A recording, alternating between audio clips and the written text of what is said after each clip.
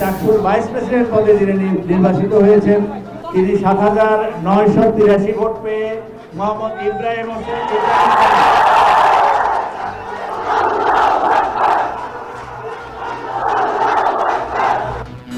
৩৫ বছর পর চাকসু পেল নির্বাচিত প্রতিনিধি। ভিপি জিএস সহ ২৪ পদে ছাত্র শিবির সমর্থিত প্যানেল জয়ী, এজিএস পদে ছাত্রদল। আজকে আমরা যে নতুন দায়িত্ব পেয়েছি এতে করে আমরা মনে করছি এই বিজয় চট্টগ্রাম বিশ্ববিদ্যালয়ের ২৮,০০০ শিক্ষার্থীর বিজয়। আমাদের কমিটমেন্ট দিয়েছি এই বিজয় আমাদের বিজয় নয়, এই বিজয় চট্টগ্রাম বিশ্ববিদ্যালয়ের ২৮,০০০ শিক্ষার্থীর বিজয়। এই বিজয়ের মধ্য দিয়ে আমরা আমাদের এই বিশ্ববিদ্যালয়কে সবাইকে সাথে নিয়ে সামনের দিকে এগিয়ে নিয়ে যেতে পারি। ২ ঘন্টা পর রাষ্ট্র নির্বাচন শুরু। উৎসব মুখর পরিবেশে ভোট দেওয়ার অপেক্ষায় ২৯,০০০ শিক্ষার্থী। ক্যাম্পাস জুড়ে নিরাপত্তা জোরদার। কাল জুলাই সনদ স্বাক্ষর অনুষ্ঠানের জন্য প্রস্তুত অন্তর্বর্তী সরকার। বাস্তবায়ন পদ্ধতি নির্ধারণ নিয়ে মত ভিন্নতায় কাটেনি অনিশ্চয়তা। বাস্তবায়ন পদ্ধতি সরকার স্পষ্ট না করে ধোঁয়াশার মধ্যে রেখে দিল এবং এটি তখন হচ্ছে রাজনৈতিক দলগুলোর ভিতরে একটা টানাটানির মতন অবস্থা তৈরি করবে। কেউ যদি বলে আমার এটা না হলে আমি সই করব না, this is the problem. July সনদ দস্তগত হয়ে যাবে তখন তো এটা লিপিবদ্ধ থাকবে, তাই এরপরে আমার মনে হয় কোনো রকমের দ্বিধাদ্বন্দ্ব আমার মনে হয় কারো থাকবে। নিয়মিত স্বাস্থ্য পরীক্ষায় রাতে এভার কেয়ারে ভর্তি বেগম খালেদা জিয়া অবস্থায় স্থিতিশীল। হাসপাতালে রাখা হতে পারে আরো ২-১ দিন। এখন যে অবস্থা আছে আমরা আশাবাদী যে হয়তো মেডিকেল বোর্ড আগামী ১-২ দিনের মধ্যেই হয়তো ওনাকে আবার বাড়ি যাওয়ার অনুমতি দেওয়ার সম্ভাবনা রয়েছে। এবং সিলেট অঞ্চলে যাতায়াতে চরম ভোগান্তি যাত্রীদের। মহাসড়ক সংস্কার, রেল সংকট ও টিকিট কালোবাজারিতে ব্যাহত পর্যটন শিল্প। ৮টার সময় টিকিট দেওয়া হয়, ৩ মিনিটের টিকিট শেষ হয়ে যায়। এত টিকিট কোথায় যায়? রেল লাইনের যে সেবাটা বা যে মান উন্নয়ন করা উচিত ছিল সেভাবে কিন্তু রেল লাইনের মান উন্নয়ন হয় নাই।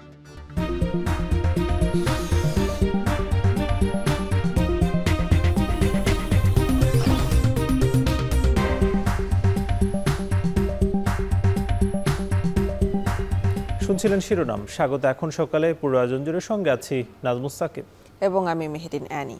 প্রায় ৩৫ বছর পর চট্টগ্রাম বিশ্ববিদ্যালয়ের কেন্দ্রীয় ছাত্র সংসদ ও হল সংসদ পেল নির্বাচিত প্রতিনিধি।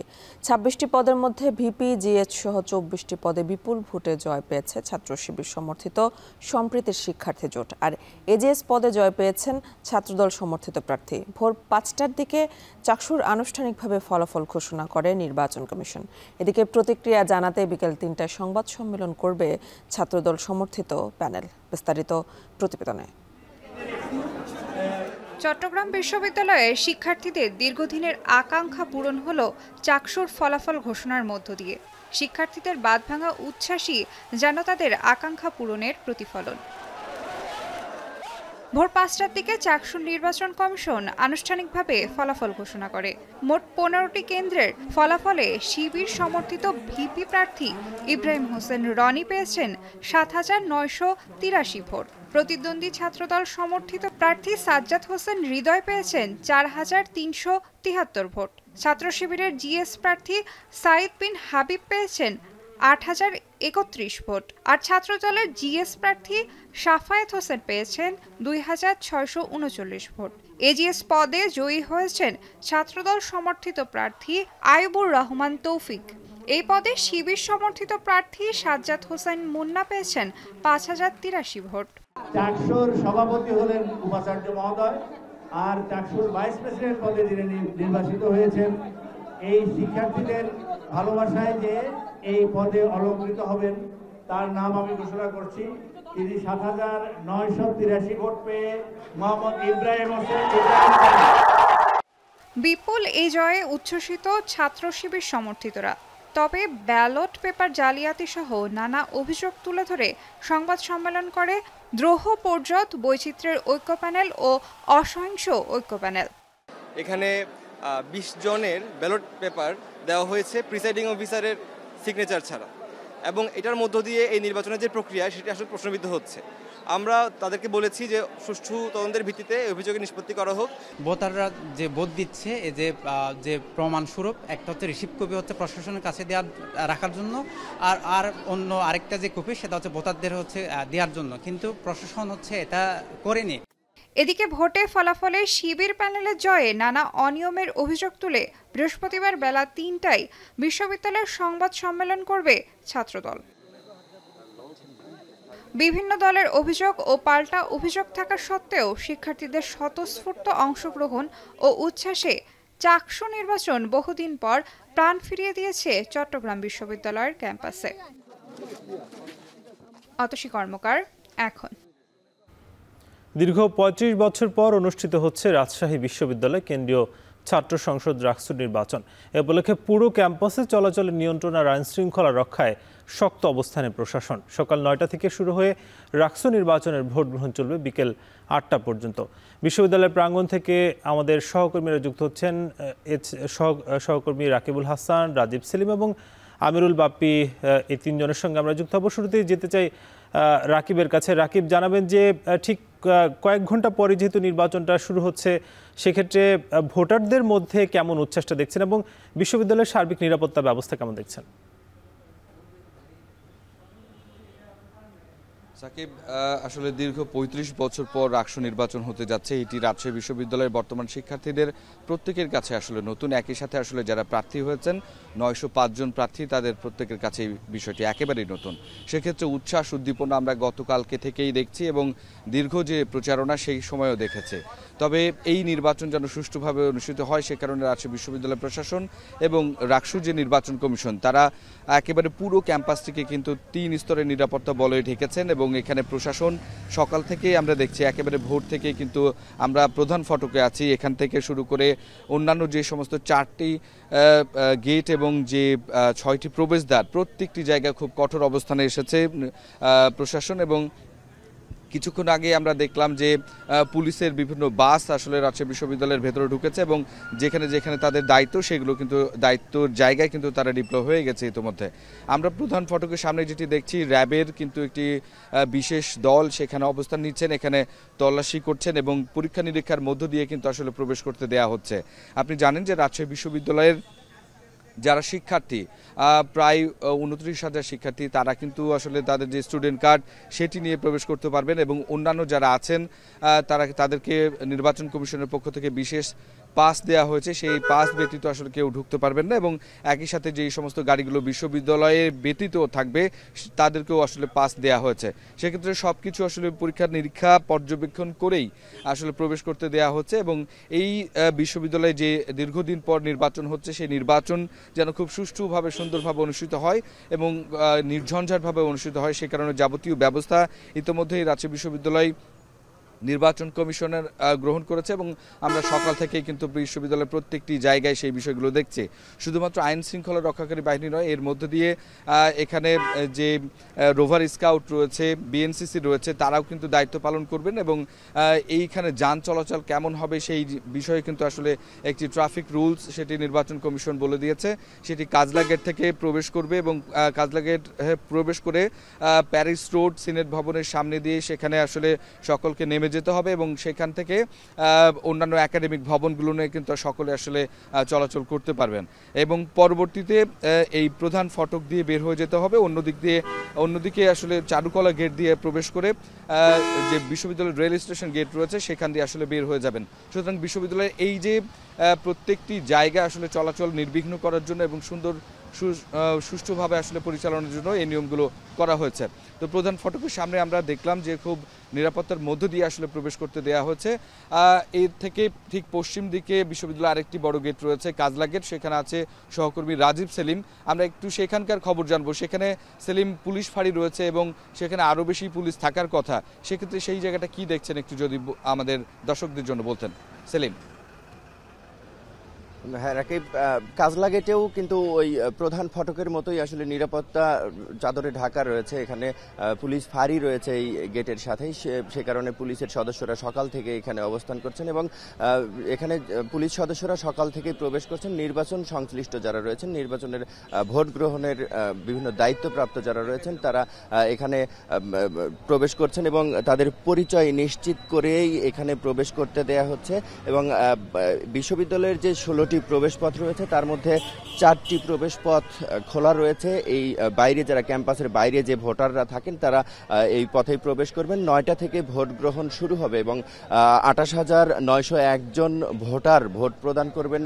সব মিলিয়ে 905 জন প্রার্থীকে ভোট প্রদান করবেন এবং ভোট গ্রহণের জন্য একেবারে পুরো ক্যাম্পাসে যে 17টি কেন্দ্র এবং তার মধ্যে 905টি যে বুথ রয়েছে সেই বুথগুলোতে সম্পূর্ণ প্রস্তুতি রয়েছে এবং 9টা থেকেই ভোট গ্রহণ শুরু হবে। এবং ভোট গ্রহণের জন্য আসলে সকাল থেকে ভোর থেকেই যে 4টি গেট খোলা রয়েছে, 4টি গেটে আইনশৃঙ্খলা বাহিনীর অবস্থান দেখছি শক্ত অবস্থান রয়েছে এবং একেবারে নিশ্ছিদ্র যে অবস্থান, তাদের এই দিক দিয়ে প্রবেশ করতে হলে একেবারে পরিচয় নিশ্চিত করে এবং নির্বাচনের সাথে সংশ্লিষ্ট তার প্রমাণ দিয়েই কিন্তু প্রবেশ করতে হচ্ছে।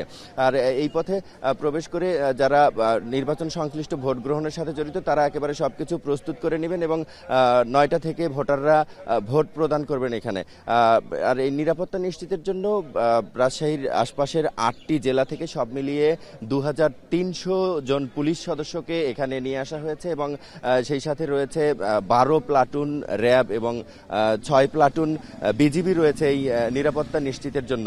আর এই সারাদিন যে ভোট গ্রহণ হবে, প্রার্থী, আইন শৃঙ্খলা বাহিনী এবং ভোটার সবারই কিন্তু প্রত্যাশা যে একটি সুন্দর ভোট এই রাকসু নির্বাচনে অনুষ্ঠিত হবে। আর এই বিষয়ে আরও খবর জানাতে আমাদের সাথে যুক্ত রয়েছেন কোষাধ্যক্ষের কার্যালয়ের সামনে থেকে আমিরুল বাপ্পি। তার কাছে যাচ্ছি, একটু জানতে চাই সেখানকার কি পরিস্থিতি। রাজীব, আর কিছুক্ষণ পরেই দীর্ঘ প্রায় 35 বছরের অপেক্ষার অবসান হতে চলেছে, যেখানে শিক্ষার্থীরা তাদের ভোটাধিকার প্রয়োগের মাধ্যমে রাকসুর প্রতিনিধি নির্বাচন করবেন এবং এইখানে যে ব্যালট এবং ব্যালট বাক্স বিতরণের যে কার্যক্রম সেটির প্রস্তুতি একদম শেষ। এখন যারা প্রিজাইডিং অফিসার আছেন তারা ইতিমধ্যে চলে এসেছেন। আমি একটু দেখানোর চেষ্টা করছি যে কোষাধ্যক্ষের কার্যালয়ের ভেতরের অবস্থাটি। এখানে যারা প্রিজাইডিং অফিসার আছেন এবং সংশ্লিষ্ট অন্যান্য কর্মকর্তা আছেন তারা এখন এখানে অপেক্ষা করছেন এবং যে ব্যালট বাক্সগুলো সেগুলো রাখা আছে এবং একই সাথে ব্যালটগুলো পাশে রাখা আছে। এখানে অনেকগুলো গাড়ি প্রস্তুত করা হয়েছে সকাল থেকেই, একদম ভোর থেকেই আমরা দেখেছি যে গাড়িগুলো প্রস্তুত করা আছে। সেই গাড়িগুলোতে করে প্রত্যেকটি কেন্দ্রে চলে যাবে এই ব্যালট এবং ব্যালট বাক্স। যার প্রত্যেকটি কেন্দ্রের প্রিজাইডিং অফিসারগণ এই ব্যালট এবং ব্যালট বাক্স নিয়ে কেন্দ্রে কেন্দ্রে পৌঁছে যাবেন। কিছুক্ষণ আগে আমাদের সাথে কথা বলেছেন নির্বাচন commissioner professor F Nazrul Islam. তিনি বলেছেন যে অবশ্যই 9টার আগে সবগুলো কেন্দ্রে এই ব্যালট বাক্সগুলো পৌঁছে যাবে ব্যালট সহ, যাতে ঠিক একদম কাটায় 9টায় এই ভোট গ্রহণ যে প্রক্রিয়া সেটি শুরু করতে পারে।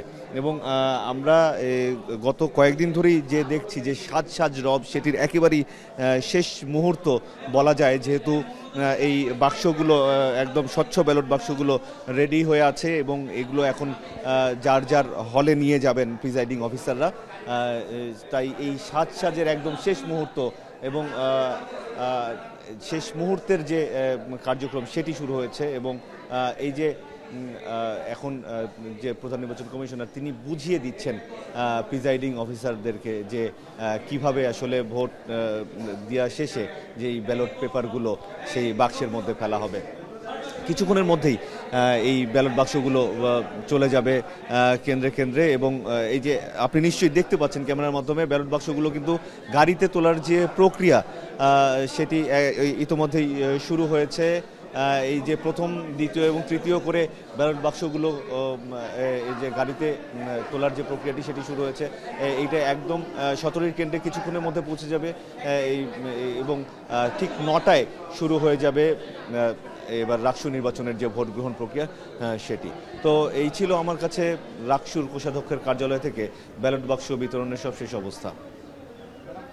ঠিক ৩৫ বছর পর কিন্তু যে রাকসু নির্বাচন সেটা কিন্তু ৯টা নাগাদ শুরু হবে এবং সেই ভোট গ্রহণ শেষ হওয়ার কথা আজকে বিকেল ৫টার মধ্যে।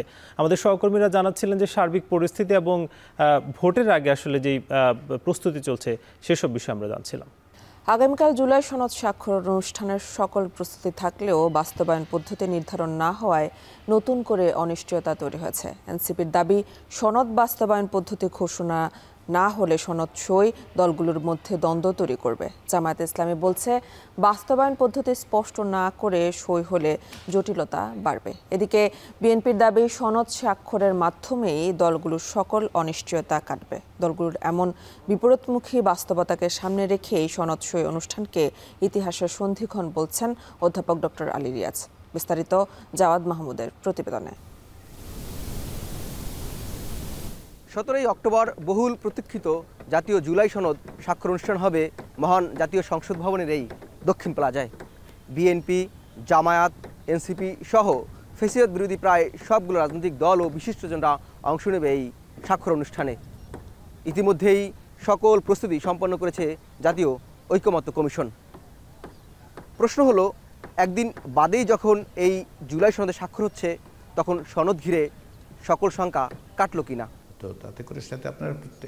এ প্রশ্নের উত্তরেই জাতীয় ঐকমত্য কমিশনের সহসভাপতি অধ্যাপক আলী রিয়াজ জুলাই সনদের বাস্তবায়ন ঘিরে যে অনিশ্চয়তা রয়ে গেছে সেটা স্বীকার করে নিলেন। তবে দলগুলো বরাবরের মতো আন্তরিক থাকলে ভবিষ্যৎ কোনো সংকটকেই গুরুত্বপূর্ণ মনে করছেন না তিনি। যে কোনো প্রক্রিয়ায় এক ধরনের অনিশ্চয়তা তো থাকেই। সেই অনিশ্চয়তাটা কি আছে? সামান্যতা আছে, সেটাকে অস্বীকার করার কোনো কারণ নেই। আশা করি যে যেহেতু সনদের ব্যাপারে ভিন্ন মতগুলো যেগুলো আছে সুনির্দিষ্ট প্রস্তাবে সেগুলো সন্নিবেশিত হয়েছে, সেগুলো সুনির্দিষ্টভাবে লেখা হয়েছে, ফলে আমি শঙ্কার জায়গাটা খুব গুরুত্ব দিয়ে বা গুরুতর বলে মনে করছি না। এনসিপির নীতি নির্ধারণী পর্যায়ের এই নেতার দাবি, বাস্তবায়ন পদ্ধতি ঘোষণা না করে সনদে সই রাজনৈতিক দলগুলোর মধ্যে দ্বন্দ্ব তৈরি করবে এবং একে সরকারের তরফ থেকে রাজনৈতিক দলগুলোর সাথে প্রতারণাও বলছেন তিনি। স্বাক্ষর নিয়ে পরবর্তীতে বাস্তবায়ন পদ্ধতি সরকার স্পষ্ট না করে ধোঁয়াশার মধ্যে রেখে দিল এবং এটি তখন রাজনৈতিক দলগুলোর ভিতরে একটা টানাটানির মতন অবস্থা তৈরি করবে। তো এটা যদি বাস্তবায়ন পদ্ধতি সঠিকভাবে বাস্তবায়ন করা না হয় এবং একই সাথে এটার যে আদেশ দেওয়া হবে সে আদেশের ভাষা যদি আপনার আগে রাজনৈতিক দলগুলোর কাছে স্পষ্ট করা না হয়, তাহলে এটি একটি রাজনৈতিক প্রতারণার মতন হবে। জামায়াতে ইসলামীর নেতারা কমিশন কর্তৃক চূড়ান্ত সনদকে অস্পষ্ট দাবি করে বলেন, সনদ বাস্তবায়নের বিষয়গুলো স্পষ্ট না করে স্বাক্ষর হলে নতুন করে রাজনৈতিক জটিলতা সৃষ্টি হবে। বল এখন সরকারের কোর্টে, ওনারা ঠিক করবেন যে গণভোটটা কি এখন হবে না কখন হবে, না গণভোট ছাড়া কোনো কিছু ওনাদের কাছে আছে। আমাদের জানা মতো এর বাইরে আসলে কোনো কিছু নাই। একটা ইউনিফর্ম জায়গায় হয়তো দলগুলো এসে যেতে পারে, তাহলে ক্রাইসিস থামবে। তা না হলে তো একটু জটিলতা হয়ে যাবে। কেউ যদি বলে আমার এটা না হলে আমি সই করব না, দিস ইজ দ্য প্রবলেম। এদিকে বিএনপির বর্ষিয়ান এই নেতা বলছেন, সনদে সই হয়ে গেলে রাজনৈতিক জটিলতা কমে আসবে। সনদ স্বাক্ষরের মধ্য দিয়ে দলগুলোর ভিতর যে আস্থার সংকট আছে সেগুলোও কাটবে বলে মনে করছেন তিনি। সকল দলের সাথে আলাপ আলোচনা করে একটা এই সিদ্ধান্তে আসছে, তাই এখানে আর কোনো রকমের দ্বিধাদ্বন্দ্ব হবে না বলে আমার বিশ্বাস। যখন এই জুলাই সনদ দস্তখত হয়ে যাবে তখন তো এটা লিপিবদ্ধ থাকবে এখানে, তাই এরপরে আমার মনে হয় কোনো রকমের দ্বিধাদ্বন্দ্ব আমার মনে হয় কারো থাকবে না। শেষ মুহূর্তে এসেও রাজনৈতিক দলগুলোর ভিন্ন ভিন্ন অবস্থান দেখা গেলেও কমিশনের সহসভাপতি সনদ সই অনুষ্ঠানকে দেখছেন ইতিহাসের সন্ধিক্ষণ হিসেবে। এ সনদের মধ্য দিয়েই বাংলাদেশ টেকসই গণতান্ত্রিক প্রক্রিয়ায় প্রবেশ করবে বলেও মনে করছেন তিনি। অতীতের যে তিনটা ঘটনা আমি বললাম, সেক্ষেত্রে 90-এ এক ধরনের ঐকমত্য থাকলেও জনগণের আন্দোলনের বাইরে রাষ্ট্র ক্ষমতা চেঞ্জ করার ব্যাপারে বা রাষ্ট্রীয় কাঠামো চেঞ্জ করার ব্যাপারে আমরা কিন্তু তাদের সাথে কথাবার্তা বলি নাই। কয়টা দলের সাথে কথা হয়েছিল সেদিন, কীভাবে আলোচনা? আজকে দেখুন সকলে আমরা যুক্ত আছি, আপনারা কথা বলছেন, আমরা কথা বলছি। তাহলে এই যে জায়গাটা, এই প্রশ্নটা আপনাকে, আমি এটাকে সন্ধিক্ষণ মনে করি। জুলাই সনদ বাস্তবায়ন পদ্ধতি নিয়ে অনিশ্চয়তা থাকলেও সেটি আলাপ আলোচনার মাধ্যমেই সুরাহা হওয়া সম্ভব। আর এই সম্ভাবনাই জুলাইয়ের ঐক্যকে শক্তিশালী করবে বলে মনে করছে দলগুলো। জাওদ মাহমুদ, এখন, ঢাকা। নিয়মিত স্বাস্থ্য পরীক্ষা নিরীক্ষার জন্য বিএনপি চেয়ারপারসন খালেদা জিয়াকে রাজধানীর রিভারকেয়ার হাসপাতালে ভর্তি করা হয়েছে। পূর্ণাঙ্গ স্বাস্থ্য পরীক্ষার জন্য বিএনপি চেয়ারপারসনকে হাসপাতালে আরও 2-1 দিন রাখা হতে পারে। বিষয়টি নিশ্চিত করেছেন বিএনপির চেয়ারপারসনের ব্যক্তিগত চিকিৎসক doctor AZM Zahid Hossain. Doctor Zahid বলেন, খালেদা জিয়ার স্বাস্থ্যসহ সার্বিক খোঁজ রাখছেন বিএনপির ভারপ্রাপ্ত চেয়ারম্যান তারেক রহমান। বিস্তারিত সানিম মৃধার প্রতিবেদনে।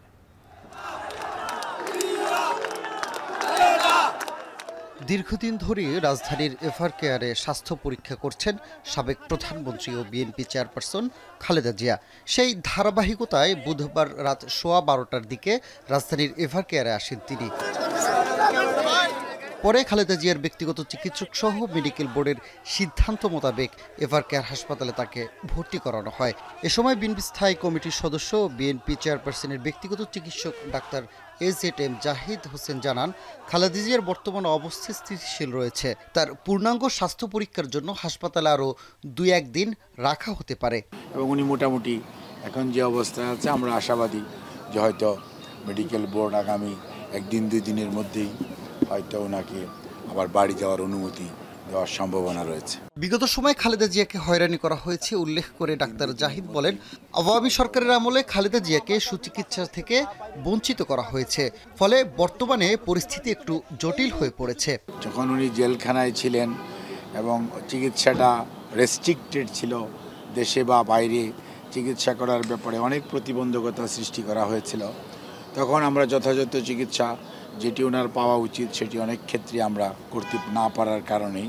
এদিকে বিএনপির ভারপ্রাপ্ত চেয়ারম্যান তারেক রহমান খালেদা জিয়ার সার্বিক পরিস্থিতি খোঁজ খবর রাখছেন বলেও জানান তিনি। বিএনপি চেয়ারপারসন খালেদা জিয়ার বৃহস্পতিবার আরও পরীক্ষা নিরীক্ষা করার পর বোঝা যাবে তার বর্তমান পরিস্থিতি। নিকট আত্মীয়রা সার্বক্ষণিকভাবে এবং আমাদের দলের ভারপ্রাপ্ত চেয়ারম্যান সার্বক্ষণিকভাবেই ওনার চিকিৎসার ব্যাপারে এটা ওখান থেকেই তদারক করেন। এর আগে 12:15টায় গুলশানের বাসভবন ফিরোজা থেকে হাসপাতাল আনা হয় বিএনপি চেয়ারপারসনকে। এর আগে নিয়মিত স্বাস্থ্য পরীক্ষার অংশ হিসেবে গত বুধবারও রাতে তাকে হাসপাতালে নেওয়া হয়। চলতি বছরই লন্ডন থেকেও চিকিৎসা নিয়ে দেশে ফিরেছেন বেগম খালেদা জিয়া। সানিম মৃধা, এখন, ঢাকা।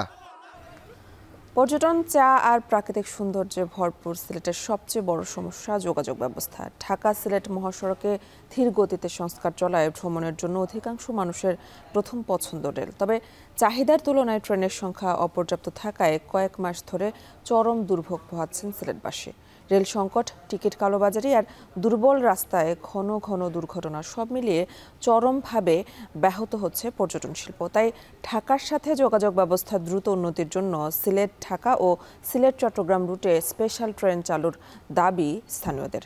অনিল পালের ক্যামেরায় বিস্তারিত দেখুন সন্দীপন শুভর প্রতিবেদনে। দিনে কিংবা রাতে যানজটের এই চিত্র লেগেই থাকে ঢাকা সিলেট মহাসড়কে, যা এখন নিত্যদিনের ঘটনা।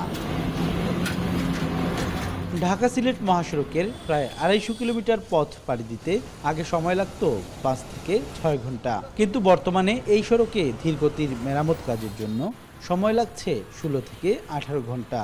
সড়কপথের এমন বেহাল অবস্থায় সাধারণ যাত্রীদের ভরসা রেলপথ। ট্রেনের টিকিট যেন সোনার হরিণ। যাত্রীরা বলছেন 10 দিন পরের টিকিটও কয়েক মিনিটের মধ্যেই শেষ হয়ে যাচ্ছে। বাংলাদেশ রেলওয়ের হচ্ছে দুর্নীতি রাখা হচ্ছে রেলওয়ে। 15 তারিখের টিকিট কাটবো, 10 দিন আগে দেওয়া হয়, 8টার সময় টিকিট দেওয়া হয়, 3 মিনিটের টিকিট শেষ হয়ে যায়। এত টিকিট কোথায় যায়? তারা কয় টিকিট একটু অনলাইনে বিক্রি হয়ে গেছে। 19 তারিখ আগে টিকিট নাই। আমি বললাম তো কখন আমরা গেলে দাঁড়ায় যেতে, দাঁড়ায় যে মুখে নেই ভাই। যদিও বলে যে অনলাইনে টিকিট আছে, কিন্তু অনলাইনে ঢুকলে সাথে সাথে টিকিট হাওয়া হয়ে যায়। সিলেট থেকে ঢাকা ও চট্টগ্রাম রুটে চাহিদার 20% টিকিটও সরবরাহ করতে পারছে না রেল কর্তৃপক্ষ। ফলে যাত্রীদের ভোগান্তি বাড়ার পাশাপাশি কমেছে সিলেটে পর্যটকদের সংখ্যাও। করে ট্রেনের সংখ্যা বাড়ানোর দাবি স্থানীয়দের। যত তাড়াতাড়ি সম্ভব যাত্রীর সুবিধার্থে ট্রেন বাড়ানো। রুমা মেলিয়াটা এবং কুশিয়ারা যে লোকালগুলো ট্রেন, এই ট্রেনগুলো উধাও হয়ে গেছে। সিলেট শহরের যে রেল লাইনের যে সেবাটা বা যে মান উন্নয়ন করা উচিত ছিল, সেভাবে কিন্তু রেল লাইনের মান উন্নয়ন হয় নাই। জায়গায় জায়গায় রেলের বেহাল দশা। এই সংকট মোকাবেলায় সারা দেশের সাথে যোগাযোগ ব্যবস্থা স্থিতিশীল রাখতে ঢাকা সিলেট রুটে অন্তত 2টি স্পেশাল ট্রেন চালুর দাবি জানান নাগরিক প্রতিনিধিরা। যোগাযোগ ব্যবস্থা অন্যতম একটি মাধ্যম। যোগাযোগ ব্যবস্থা যদি নিরাপদ এবং সহজ না হয় তাহলে পর্যটক আসবে না, এবং সিলেটে যেগুলো হোটেল মোটেল বা অন্যান্য পর্যটক সংশ্লিষ্ট যে ব্যবসা প্রতিষ্ঠান রয়েছে সবগুলায় এক এক দিন কোটি কোটি টাকা ক্ষতি হবে বলে আমি মনে করি। রেলপথের দুর্ভোগ কমাতে স্পেশাল ট্রেন চালু, লাইন সংস্কার ও টিকিট কালোবাজারি ঠেকাতে সর্বোচ্চ ব্যবস্থা নেওয়ার আশ্বাস দিয়েছে রেল কর্তৃপক্ষ। এছাড়া জেলা প্রশাসকও জানান ঢাকা সিলেট রুটে স্পেশাল ট্রেন দ্রুত চালুর বিষয়ে ব্যবস্থা নেওয়া হবে।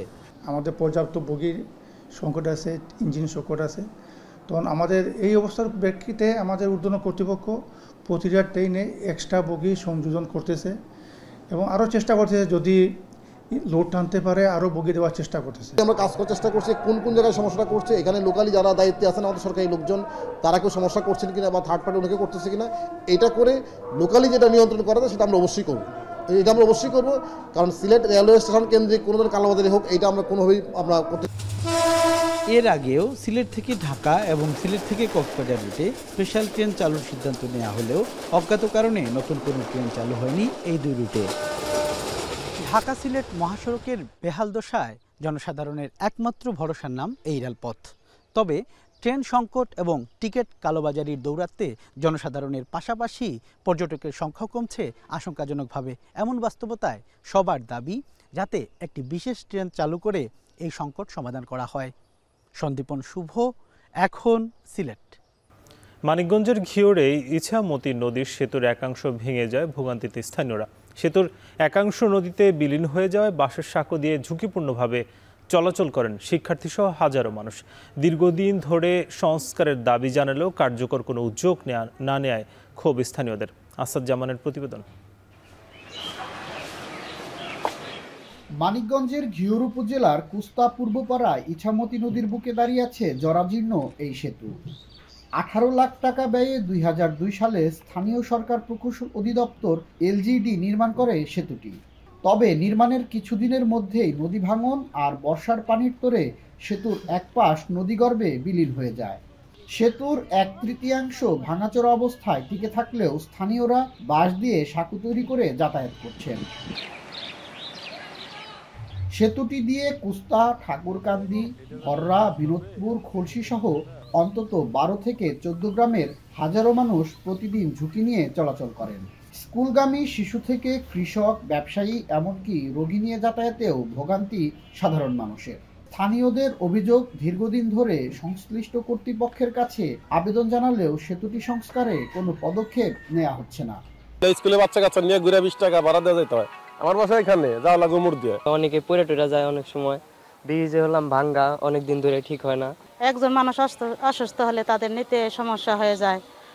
আমরা মহিলা মানুষ বাজারঘাট নিতে আমাদের সমস্যা হয়। বৃষ্টির দিনে আরো পিচ্ছিল হয়ে যায় বাসগুলা, আরো অনেকেরই পা পিছলে যায়। পুকুর বাড়ি যাইতেছিলাম, এই ভাঙ্গা ব্রিজ দিয়ে নড়তেছে দেখা যাইতে পারলাম না, অর্ধেক রাস্তা থেকে ঘুরে আসলাম। ব্রিজটা মেলা বছর ধরে আর কি ভাঙ্গা গেছে, তাই এটা সারার কোনো এখনো কেউ সারার আগ্রহ নাই আর কি। ব্রিজটা খারাপ হওয়ার কারণে আমাদের অত্যন্ত দুর্ভোগ পোহাইতে হয়, বিশেষ করে বাচ্চারা এখান থেকে যাতায়াত করতে পারে না, স্কুলে যাইতে পারে না। গ্রামবাসীর পক্ষ থেকে আমি মনে করি যে এই ব্রিজটা যদি হয় তাহলে এলাকার দুর্ভোগ ঘুচে যাবে আর কি। 5 বছর আগে সেতু পুনর্নির্মাণের প্রস্তাব হলেও অ্যাপ্রোচের অভাবে কাজ হয়নি। তবে নতুন করে প্রস্তাবনা পাঠানো হবে বলে জানিয়েছে এলজিইডি। আমরা স্থানীয়ভাবে ভিজিট করেছি এবং আমরা নতুন করে আবার এখানে নতুন একটা ব্রিজ করার জন্য প্রস্তাব প্রেরণ করব। আপাতত যাতে স্টুডেন্ট বা স্থানীয় জনগণ যাতায়াত করতে পারে, আমরা হয়তো উপজেলা পর্যায়ে লোকালি ওই বাঁশের সাঁকোটা রিপেয়ার করে দেওয়ার জন্য আমরা একটা কাজ হাতে নিব। স্থানীয়দের প্রত্যাশা, দ্রুত সেতুটি নির্মাণ হলে হাজারো মানুষের দুর্ভোগ কমার পাশাপাশি বদলে যাবে গ্রামের অর্থনীতি ও জনজীবন। আসাদ জামান, এখন মানিকগঞ্জ। বাউল সম্রাট ফকির লালন শাহের স্মরণে কুষ্টিয়ায় কাল থেকে শুরু হচ্ছে 3 দিনের স্মরণ উৎসব। এ উপলক্ষে ছেউরিয়া আখড়াবাড়িতে ইতোমধ্যে ভিড় করছেন সাধু বাউলরা। এর মধ্যে শুরু হয়ে গেছে গুরু শিষ্যের ভাব বিনিময়। কুষ্টিয়া থেকে আব্দুল আলিমের ক্যামেরায় মেজবাউদ্দিন পলাশের প্রতিবেদন।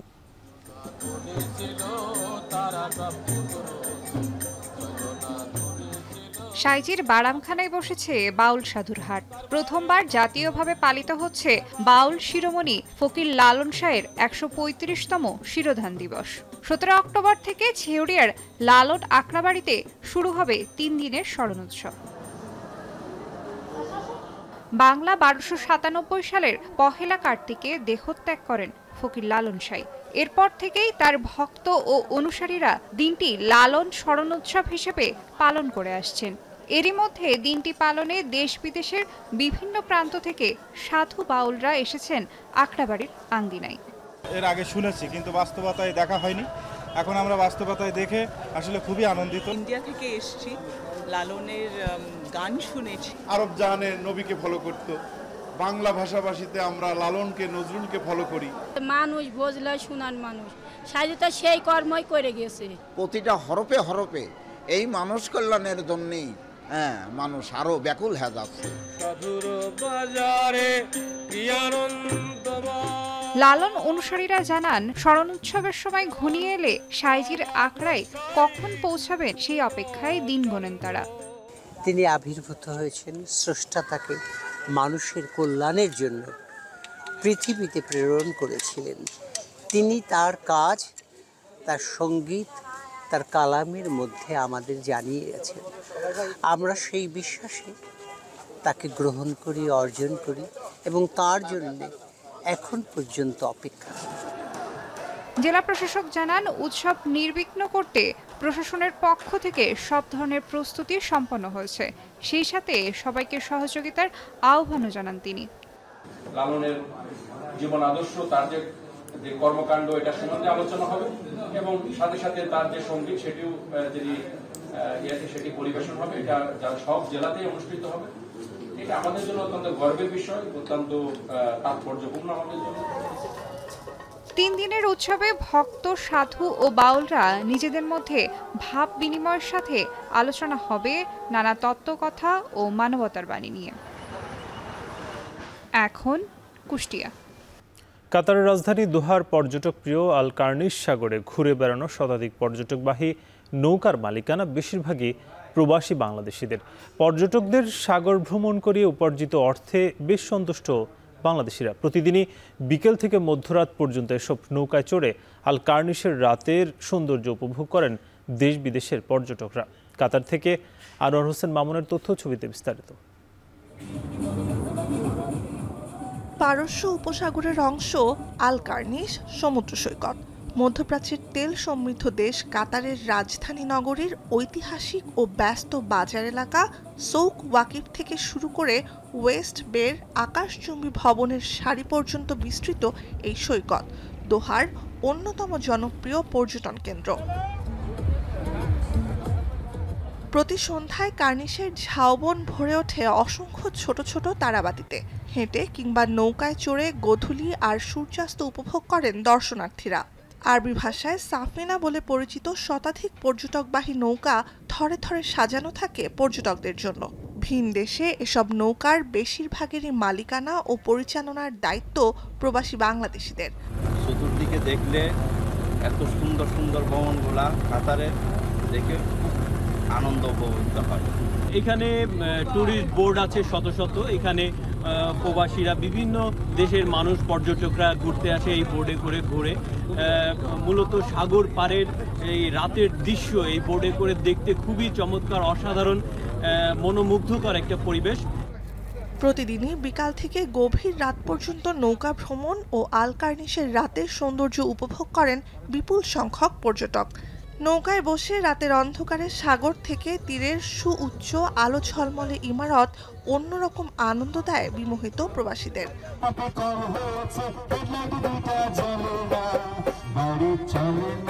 প্রবাসী ও ভিনদেশি পর্যটকদের নৌকায় চড়িয়ে আল কার্নিশ সাগর ভ্রমণ করিয়ে ভালো আয় রোজগার হয় বলে জানান বাংলাদেশিরা। এখানে সবাই সন্দ্বীপের লোক, অধিকাংশ লোক সন্দ্বীপের, কিছুমাত্র লোক আছে ইন্ডিয়ার, আর কিছু সামান্য লোক আছে চিটাঙের লোক। সবাই আলহামদুলিল্লাহ আমরা সবাই খুব ভালো আছি। সবাই মোটামুটি সবাই বাংলাদেশে মালিকানা সবাই, লেকিন আমরা ওই এখানে আছি ভালো। ছুটির দিনে অনেক প্রবাসী বাংলাদেশিরা আসে, উপভোগ করে। বিভিন্ন পর্যটক বাইরের দেশের ইউরোপ কান্ট্রি থেকেও অনেক মানুষ আসে। 2022 সালের ফুটবল বিশ্বকাপ আয়োজন ঘিরে ব্যাপক অবকাঠামোগত উন্নয়নের সাক্ষী মাথাপিছু আয় মধ্যপ্রাচ্যের সবচেয়ে ধনী দেশ কাতার। সারা বিশ্বের 14 লাখের বেশি মানুষ পর্যটক হিসেবে সে বছর পা রেখেছিলেন কাতারে। নুজহাত কামাল, এখন বিশ্ব। যুদ্ধ বন্ধ না করলে রাশিয়াকে মাশুল গুনতে হবে বলে হুমকি দিলেন মার্কিন প্রতিরক্ষা মন্ত্রী পিট হেগসেথ। ন্যাটোভুক্ত দেশগুলোর প্রতিরক্ষা মন্ত্রীদের জরুরি বৈঠক শেষে ব্রাসেলসে বসে এই কড়া বার্তা দেন তিনি। এছাড়া রুশ হুমকি থেকে ইউরোপকে রক্ষায় ড্রোনের প্রাচীর গড়তে ইইউকে নিয়ে একসাথে কাজ চলছে বলে জানিয়েছেন ন্যাটো প্রধান মার্ক রুট। এর জন্য ড্রোন উৎপাদনে ইউক্রেনের সহায়তা নেবে তারা। তৌহিদুর রহমান জানাচ্ছেন বিস্তারিত। ইউক্রেনে চলমান যুদ্ধের মধ্যে বাড়ছে ন্যাটো রাশিয়া উত্তেজনার পারদ। গত মাসে পোল্যান্ড, রোমানিয়া ও এস্তোনিয়ার আকাশে ড্রোন ও যুদ্ধবিমান অনুপ্রবেশের পর মস্কোকে মোকাবিলায় উঠে পড়ে লেগেছে পশ্চিমারা। এরই অংশ হিসেবে বুধবার ব্রাসেলসে জরুরি বৈঠকও করল ন্যাটোভুক্ত দেশগুলোর প্রতিরক্ষা মন্ত্রীরা। ইউরোপ যে রাশিয়ার হামলায় আক্রান্ত হওয়ার আশঙ্কায় রয়েছে সেই বিষয়টি এই বৈঠক থেকে অনেকটাই স্পষ্ট। কারণ রাশিয়ার হাত থেকে ইউরোপের পূর্ব প্রান্ত রক্ষায় ড্রোনের প্রাচীর গড়তে একযোগে এগোনোর বিষয় নিশ্চিত করেছে ইইউ ও NATO. EU and NATO are working hand in hand, closely together. And we both know our strength. NATO's strength is in the capabilities, the military decisions, what you need basically to make sure that when it comes to anti-drone technology. রাশিয়াকে মোকাবিলায় drone উৎপাদনে নিজস্ব উদ্ভাবনকে ত্বরান্বিত করা ছাড়াও ইউক্রেনের সহযোগিতা নেওয়া হবে বলে জানিয়েছেন ন্যাটো প্রধান। এছাড়া যুদ্ধে রাশিয়ার বিরুদ্ধে শক্ত অবস্থান নিশ্চিতে ইউক্রেনের প্রতি সমর্থন আরও বাড়ানো হবে বলে বার্তাও দিয়েছেন তিনি। To keep our 1 billion people safe and our territory secure. Today, ministers reaffirmed that we are increasing investment in defense, enhancing defense production, and stepping up our support to Ukraine. জোটের সিদ্ধান্ত জোরালোভাবে এগিয়ে নিতে আক্রমণাত্মক ও প্রতিরক্ষামূলক উভয় ধরনের ড্রোন উৎপাদনে $11.5 বিলিয়ন বেশি ব্যয় করার ঘোষণা দিয়েছে Germany. Wie Zahnräder ineinander greifen und auch um das zu bewerkstelligen und zu gewährleisten in den kommenden Jahren wird Deutschland gemäß der Haushaltsaufstellungspläne in den kommenden Jahren 10 Milliarden für Drohnen aller Art, aller Höhen. NATO সদর দপ্তরে এই বৈঠক শেষে রাশিয়ার বিরুদ্ধে কঠোর বার্তা দিয়েছেন মার্কিন প্রতিরক্ষা মন্ত্রী পিট হেগসেথও। হুমকি দিয়ে বলেছেন ইউক্রেনে যুদ্ধ বন্ধ না করলে তার মাশুল গুনতে হবে রাশিয়াকে। This is not a war that started on President Trump's watch, but it will end on his watch. So let us seize this moment, strongly forge peace in Ukraine, and let's bring peace through strength.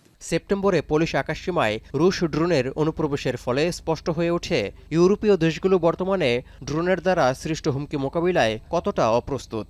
এই অবস্থায় আগে থেকে প্রস্তুতি না থাকায় মস্কোর drone হুমকি মোকাবিলা ন্যাটো ও ইইউর জন্য ব্যয়বহুল হবে বলে মনে করছেন বিশ্লেষকরা। তৌহিদুর রহমান, এখন বিশ্ব। আফগান সিরিজ শেষ হলেও দম ফেলার ফুরসত পাচ্ছেন না ক্রিকেটাররা। বাংলাদেশের সামনে এখন ওয়েস্ট ইন্ডিজের বিপক্ষে সাদা বলের সিরিজের অপেক্ষা, যেখানে ভঙ্গুর মিডল অর্ডার বড় চিন্তার কারণ বাংলাদেশের। এদিকে পূর্ণ শক্তির দল নিয়ে আসা ক্যারিবীয়দের দলে আছে চমক। নেপালের বিপক্ষে টি-20 সিরিজ হারার পর টাইগারদের বিপক্ষে নিজেদের ফিরে পাওয়ার চ্যালেঞ্জ শাই হোপদের। বিস্তারিত আসাদুজ্জামান লিটনের প্রতিবেদন। আফগানিস্তানের বিপক্ষে টি-20 সিরিজ জিতলেও ওয়ানডেতে ভরাডুবি। সব মিলিয়ে নিজেদের খেলা শেষ 12 ওয়ানডের মাত্র একটিতে জয় লাল সবুজদের। সেই রেশ কাটতে না কাটতেই উইন্ডিজ চ্যালেঞ্জের মুখোমুখি মেহেদী মিরাজের দল। সাম্প্রতিক ওয়ানডে ফরম্যাটে বাংলাদেশের ব্যর্থতার অন্যতম কারণ মিডল অর্ডারের অফ ফর্ম।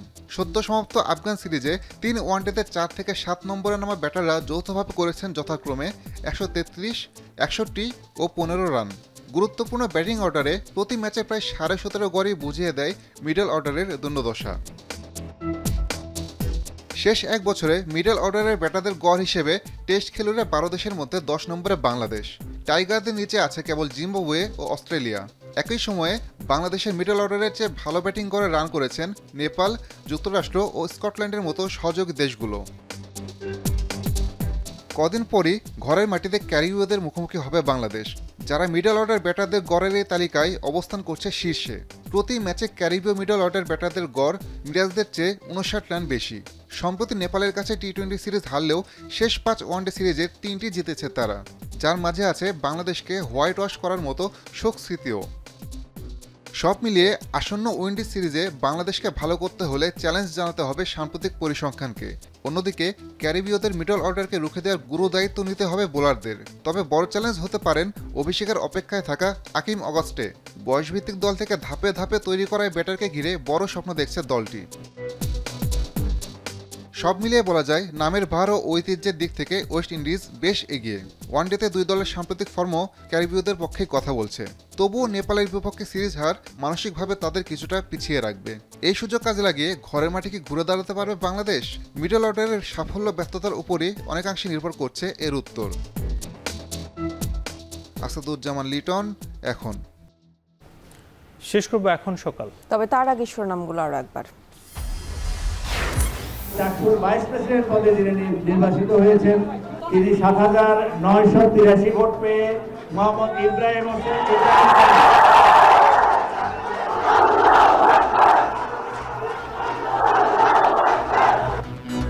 ৩৫ বছর পর চাকসু পেল নির্বাচিত প্রতিনিধি। ভিপিজিএস সহ ২৪ পদে ছাত্র শিবির সমর্থিত প্যানেল জয়ী, এজেস পদে ছাত্রদল। রাকসুতে ভোট গ্রহণ শুরু সকাল ৯টায়। উৎসব মুখর পরিবেশে ভোট দেওয়ার অপেক্ষায় ২৯,০০০ শিক্ষার্থী, নিরাপত্তা জোরদার।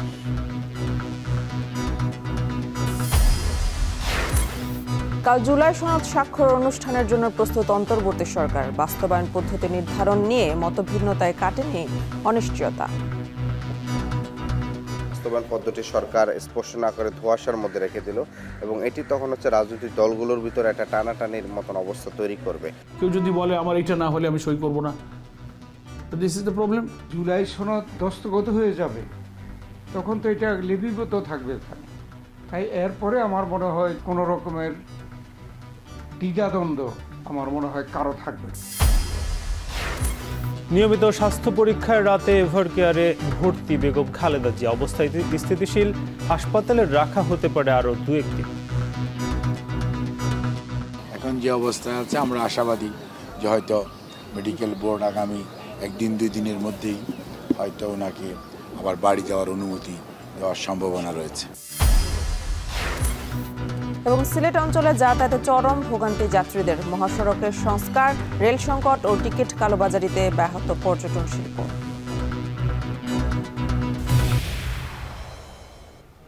এছাড়া এখন সকালে এখন টেলিভিশন ওয়েবসাইটে দেখতে ভিজিট করুন www.ekhon.tv।